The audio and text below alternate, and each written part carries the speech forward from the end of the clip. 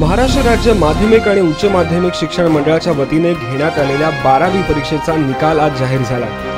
12वीच्या यंदाच्या निकालांमध्ये मुलींनीच बाजी मारली। शिक्षण मंडळातर्फे घेण्यात आलेल्या पत्रकार परिषदेत परीक्षेच्या निकालाची विभागवार माहिती देण्यात आली।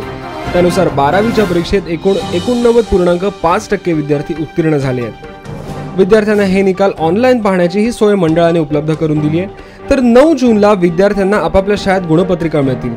सकाळी 11 वाजता गुणपत्रिका शाळेपर्यंत पोहोचवण्यात येतील। त्यानंतर 3 वाजल्यापासून शाळांमध्ये गुणपत्रिकांचं वाटप होईल। 31 मे ते 9 जून या कालावधीत विद्यार्थ्यांना गुणपडताळणी आणि पुनर्मूल्यांकनासाठी अर्ज करण्यात येईल। उत्तरपत्रिकेच्या झेरॉक्ससाठी विद्यार्थ्यांना 400 रुपयांचे शुल्क द्यावे लागेल। मोबाईल वापरकर्त्यांना मोफत इंटरनेट सुविधा देत रिलायन्स जिओने चांगलंच खुश केलं होतं। याचाच पुढचा टप्पा म्हणजे जिओने ब्रॉडबँड वापरणाऱ्या ग्राहकांसाठी एका नव्या ऑफरची नुकतीच घोषणा केली आहे। यामध्ये ग्राहकांना केवळ 500 रुपयांमध्ये 100 GB इंटरनेट डेटा दिला जाणार आहे। आता प्रायोगिक तत्वामध्ये काही शहरांमध्ये असणारी ही ऑफर देशभरातल्या ग्राहकांना दिवाळी दरम्यान उपलब्ध होणार असल्याचं रिलायन्स जिओकडून जाहीर करण्यात आलंय। बाबरी मशीद प्रकरणात भाजपचे वरिष्ठ नेते लालकृष्ण अडवाणी, मुरली मनोहर जोशी आणि उमा भारती CBIच्या विशेष न्यायालयासमोर हजर राहणार आहेत। बाबरी मशीद प्रकरणी भाजप नेत्यांवर आज आरोप निश्चिती केली जाणार आहे।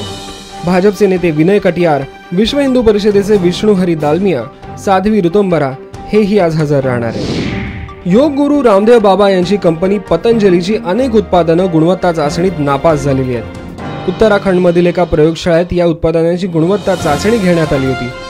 हिंदुस्तान टाइम्सच्या वृत्तानुसार माहिती अधिकाराअंतर्गत मागवलेल्या माहितीत हा प्रकार समोर आलाय। या अहवालानुसार हरिद्वार येथील आयुर्वेद आणि युनानी कार्यालयात झालेल्या तपासणीत सुमारे 40% आयुर्वेदिक उत्पादनं, ज्यात पतंजलीच्या उत्पादनांचाही समावेश आहे, ती मानकाप्रमाणे नाहीत। भारतीय संघात एक वेळ विराट कोहलीला पर्याय म्हणून फलंदाज सापडेलही, पण सचिन तेंडुलकर आणि ब्रायन लारा सारख्या दिग्गज खेळाडूंची जागा कोणीच घेऊ शकत नाही, अशी भावना पाकिस्तानचा माजी गोलंदाज वकार युनुस यांनी व्यक्त केली आहे।